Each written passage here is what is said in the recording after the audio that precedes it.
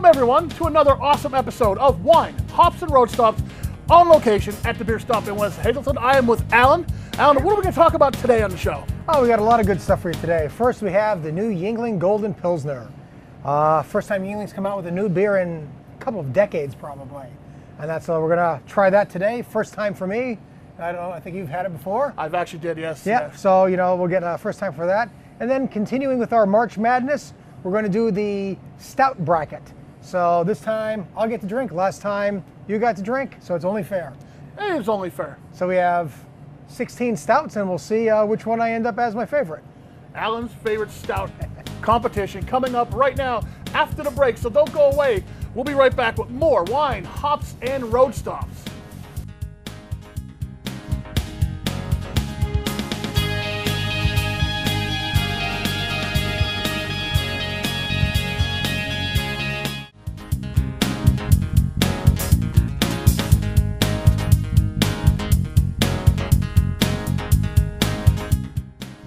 Welcome back to Wine, Hops, and Road Stops here on WYLN TV 35.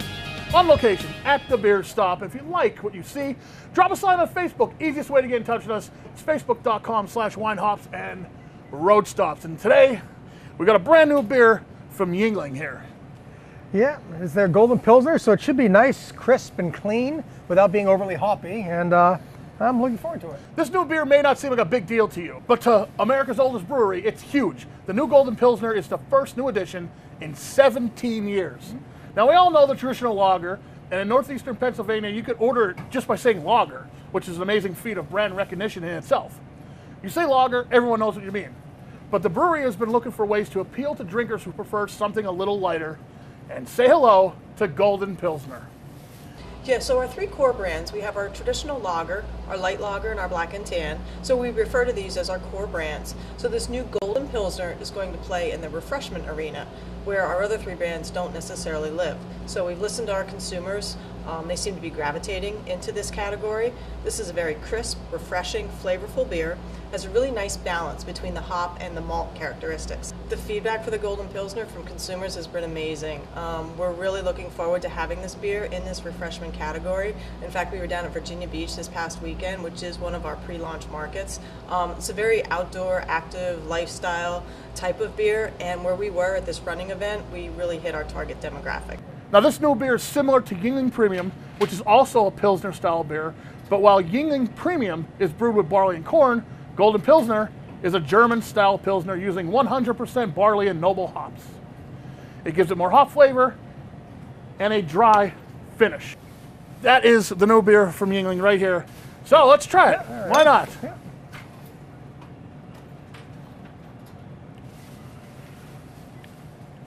What do you think? It's nice. You can still tell it's a Yuengling product. Not quite the Yuengling lager. Again, you're not getting to that heaviness of it. But it's still that Yuengling lager, a little bit crisp, a little bit clean, which is what the German-style Pilsner should be. There's a little bit more hops to it than I thought there would be.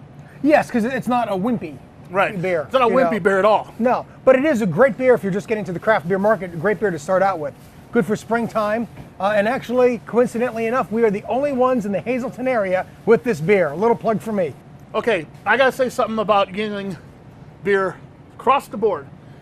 It all has the same finish to it. There's all that, the aftertaste that's left, the finish is always kind of similar. Whether it's the Golden Pilsner, whether it's the Premium, whether it's the Black and Tan, whether it's the lager, they all finishes kind of the same. Maybe it's the Pottsville water, I don't know. Or it's probably just like more, again, the German hop styles or whatever. Because it does drink a little bit more like a European beer, as opposed to most of the American styles when they come out with Pilsners, even lagers in the microbrew world, putting tons of hops in them, and you're getting that much more hoppy flavor out of them. This is a more true European style Pilsner. It's very good. It's very good. I like it. I like it a lot. You'll be drinking it a lot this summer, trust me. Well, it's a hot Hazleton day today. It's almost up to 38. So why don't we talk about stouts? Let's do a little craft beer 101 about stouts. First off, what is a stout? Now, the word stout is used to refer to strong beers from way back in the late 1600s to early 1700s. These are stronger, full-bodied versions of porters, usually called stout porters. Now, of course, we all know the most famous one, Guinness. And Guinness is a great stout to start with because it is on that lower alcohol volume. It is on your lower bitterness scale, so you're not jumping into that super heavy craft beer stouts, which quite frankly will be the 16 beers that we try today. Right, you got to take those baby steps. Absolutely, yeah. It's a great entryway into, you know, the dark beers. Now, have you sat in an Irish pub or an English pub somewhere and had a Guinness? Is it different, or? Oh, it's much different when you go to the pubs over there. When you come out, the frothiness, they'll put birthday candles actually in the beer, and the candles can stand up. They probably get about 4 beer candles inside of your pint of beer, and they would light them on fire and actually walk it over to you. That's how thick the head is over there. But that's a whole different system. It's a draw system as opposed to our tap systems, which basically infuse the air and push the beer out. This, you actually draw the beer almost like a water pump. I gotta get over there. I probably will never come back if I did that. The nice part is everywhere, England, London, Ireland, they all have it. They all have the same systems. They're really big into their beer on tap and the proper way of doing it. Well, it's about time to take a break and say hello to some of our sponsors. Don't go anywhere. We have more wine, hops, and road stops coming back after the break in a couple minutes. And Alan will be trying a whole bunch of his favorite style of beer. Don't go away.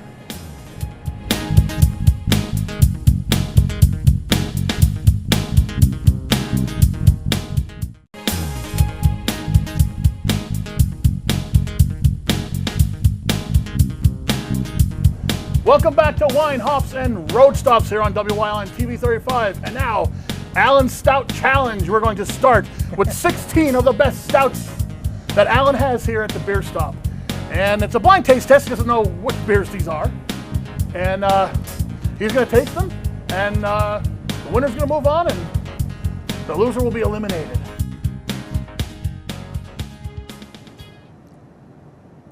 That's tough. This one is good.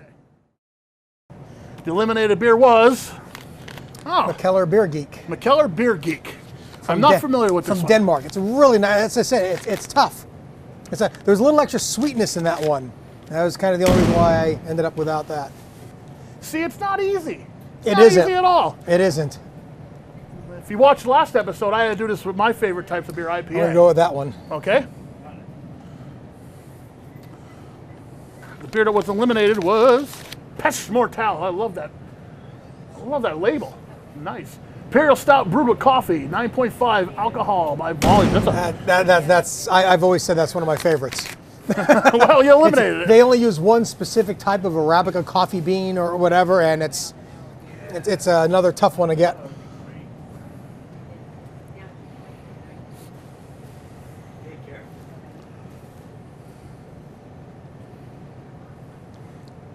This one.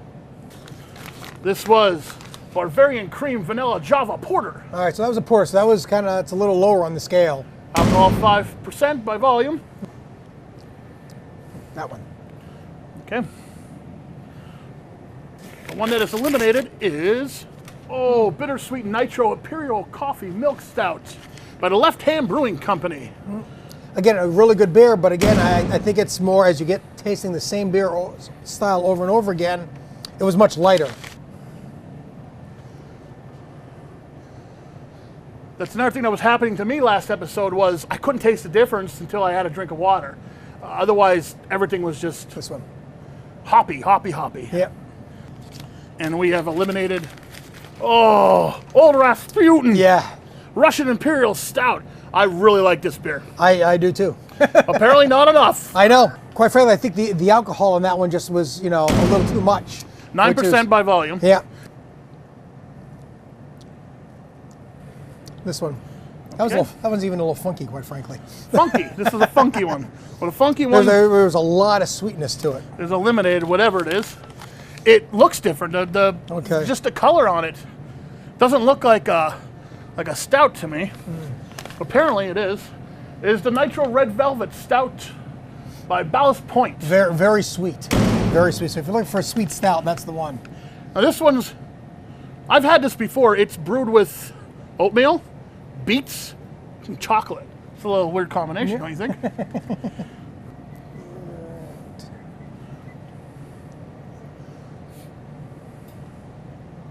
Try to even do like a little wine, a little swish around the mouth. Yeah, of course.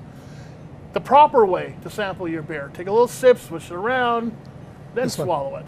Okay, this one moves on. Kalamazoo, Kalamazoo. Stout. Okay.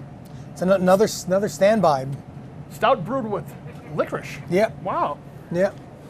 Instead of the oatmeal to kind of curb things off, they put the black licorice in. Oh, that's interesting. That's a shame. That's a nice beer. I like that one. Okay, last two in this round.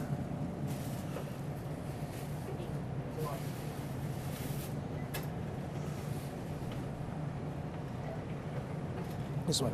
Okay, Oh, the Wake and Bake. the Terrapin. Wake and Bake Coffee Oatmeal Imperial Stout. Stout with coffee added. And remember, none of these beers are bad. This is like the best of the best as far as stouts go. What do we have here? And we're on round 2. And I'm disappointed with round 1. Some of my favorite beers are in round 1, and it's tough to fathom. Well, let's start off with round 2. Here we go.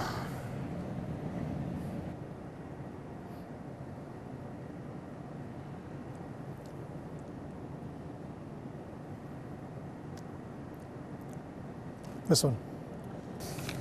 All right, we eliminated Super Stout Coffee Stout. It was super. It beat McKellar. It seems like a lot of coffee stouts are being eliminated because they're probably up against chocolate stouts. And the bitterness of the coffee might kind of just make, when you're tasting sample by sample, that chocolate just is a little bit more pleasing.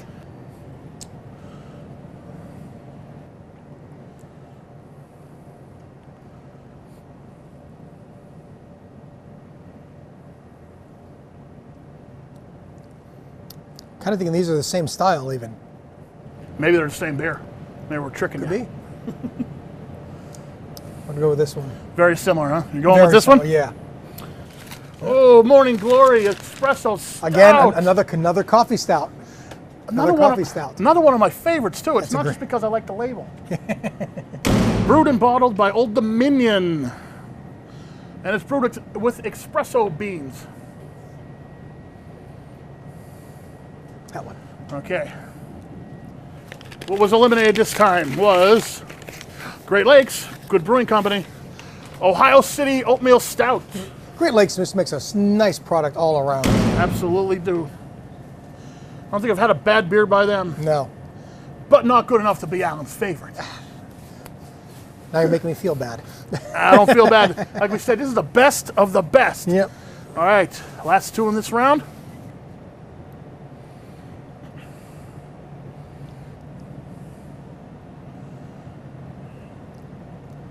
I'm gonna go with this one.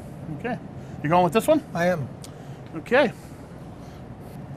We eliminated Omegang Lovely Dark and Deep Oatmeal Stout. 5.3 alcohol by volume.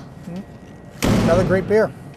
It even has like a serve at 50 degrees Fahrenheit, the little temperature thing going back to the last episode we were talking about, you know, serving your beers at certain temperatures. They actually put that right on the label. A good stout's always nice around 50 degrees. It changes the complexity of it and just really makes everything stand out nice. Right, you don't want it too cold. No. You'll lose your flavor, right? No. Okay, now we're at the final four. Getting rough. Competition is fierce. I'm gonna go with that one. Okay. It's you should try this at home because it is so tough when you're testing such good beers against each other. Oh, no. What did we eliminate here? Oh, boy. Oh, how's that feel? That's my favorite beer, I say. Founder's Breakfast Stout was eliminated. Double chocolate coffee oatmeal stout. It has everything good in there. Yep. Chocolate, coffee, oatmeal, and a stout. I mean, look, it's even a baby eating it Yeah. on the what could go front. How wrong? could you not like it? This is an excellent beer, though. I mean, Yeah, it did it's- make it to the final four. 8.3 alcohol by volume. 60 IBU, so it has a little bite to it. It's a very good beer.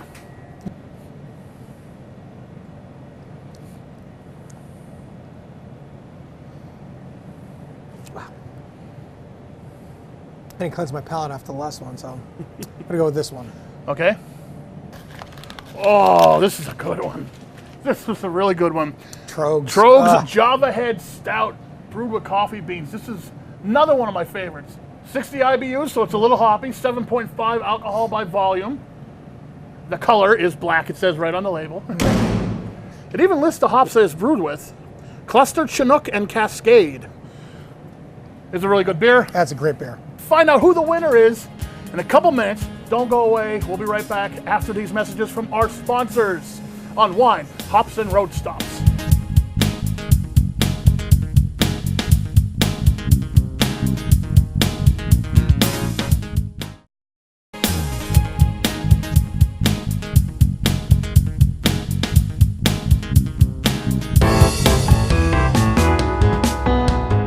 Today our road stop takes us to Route 93 in the Cunningham Valley.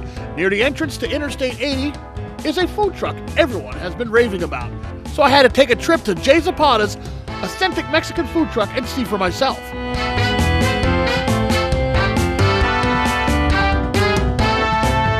Soon after I arrived, I was greeted by owner and chef Ricardo Santos. And I'm sorry, I'm not the chef. Oh, okay. No, I'm sorry, you got the wrong person. You're not a chef. No, sir.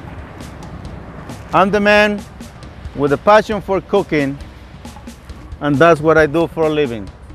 No experience in the kitchen, but I'm the man that just turned a business into a passion. That's what it's all about. Okay, so he's not a trained chef, but that doesn't stop him from making some amazing food.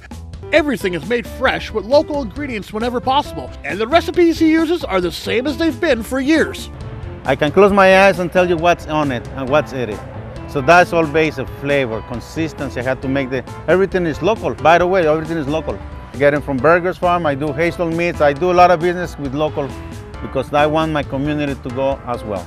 About the name, tell me about the name Zapata. Tell me about it. Jay Zapata, that's the name of my grandma, Julia Zapata. She was a great woman in my life. Thanks God she helped me to be who I am right now, including me on the food business. So she was a fantastic cook too, right? She was the best, the best. No disrespect, Mom. Of course not. So tell me about what you offer here. Well, right now we offer in tacos, burritos, quesadillas, nachos, tamales. We make our own horchata. But you could bring anything, I could turn it into something with my signature. And you said it's Mexican, but a little bit different? Oh yeah, when I say different, because we come from a very, very poor family. Pinto beans, it wasn't on our menu. We can afford it, we're like $1 extra, so we use black beans, which is cheaper. We don't use oil or fat pork lard because it was money to me. So what I just boil. I know flavor has to come with something not just greasy. So we use herbs and salt to make it up for the meat that we don't put on the beans. Plus I'm following my own pattern. I do not follow other traditional pattern. I'm creating what I grew up with, that's what I'm serving. If you don't find fajitas, I'm sorry, I didn't grow up with them. It's not on my menu, I'm sorry. You have to have a passion to do what you do. Day in and day out, you get up early, you come here, you do this. Why do you do it? Well, to be honest, sometimes you do many things for money, but this time I hit the bottom. The only way up is to follow my instincts as a human. People need to eat fresh. People have to enjoy, and I think I'm the right person to give it to them. I believe that no money can buy happiness. You pay your bills, but you can't buy happiness. And I'll be working maybe 16 hours a day, 18, and I'm happy for what I do. That's my true passion, cooking for passion. The regulars you have, you enjoy seeing that because they love your food. Definitely. It's like a one more point to my life of happiness. Sir, we love your food, boom. I got pulled over once on a highway and they told me, I'm not gonna say, but they told me, are you the guy from the food truck? Yes, I love your food. Amazing. So that's an easy way out of a speeding ticket? No, it was on the speeding ticket. Now, if there's one thing on your menu, pick one thing that you're most proud of on your menu, what is it? I will go with the quesadilla. It has memories. Quesadilla I used to cook my quesadillas with peppers and onions inside I had to go my way. And you may find it similar, but not with my flavor. Quesadilla is the one. Let's talk a little bit about your location, because this is not the only food truck you have in the area. We have one more in Humboldt, Harris you pull, and coming soon we're gonna go to Bloomsburg. Oh, so you're expanding. Expand a little by little. Not only can you enjoy authentic Mexican food and take advantage of daily specials, expect a dash of political humor when you're there also, and an air horn that sounds off for first-time customers. So I just moved from Arizona after 35 years, been jonesing for good Mexican. Saw a line here the other day when I went to get gas. There was like 6 people in line I said, hey, is this food any good? They go, heck yeah, it's good. That's why there's a line. I haven't even left the parking lot. I got a cheesecake. Quesadilla. Man, it rocks. Really good food. Really good food. Can't argue with this guy, right? We open Monday through Friday from 10 a.m. to 10 p.m. Saturdays and Sundays from 11 to 8 p.m. Our location on Humboldt, we open from 8 to 3. Slow weather, you know, we're gonna give them a little more time. All year long though, right? All year long, sir. Even when it's snowing. I don't know if you can see it right now with the camera, but it's starting to snow again. So we're gonna go sample some food. Now I couldn't come down here without sampling the food, and all this looks fantastic, it's amazing. But right now I'm just gonna keep it simple. It's a simple taco. And homemade horchata. It's fantastic. I am definitely a convert. I love this place. And that is this episode's Road Stop. Jay Zapata, authentic Mexican food truck.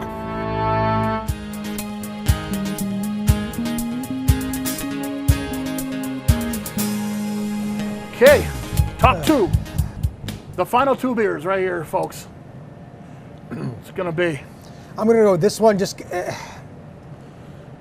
yeah, I'm going This with one? that one. Yeah. So, what's the runner-up? The runner-up was all right. Springdale's Breakfast Stout, Brigidero. Brigidero, there you go. Brigidero from Got it Springdale. right. I've never had that beer before. It's nice. The winner of Alan's Stout Challenge is this big old bottle here. Rogue Chocolate Rogue Stout. Chocolate Yeah, that's- Stout. Yeah, you can't argue with. You Can't argue with that. But then again, 6 of these you could easily say are the best beers. That's true. Yeah, I am surprised at it, but I did pick a chocolate stout. Now, it's not a big beer, though. ABV is only 5.8 in comparison to some of them we've been drinking. All these stouts are great. These are like the top tier stouts, and you get them all here at the Beer Stop. Thank you for spending time with us on Wine Hops and Road Stops. We're going to finish sampling these beers, and we'll see you next time on the show. Salute, sir. Cheers. I can see how the coffee lost out, though. I think, yeah. Just because of the bitterness. The beer is just, and that's mostly the only there. The other ones, there's a lot more depth to them. There's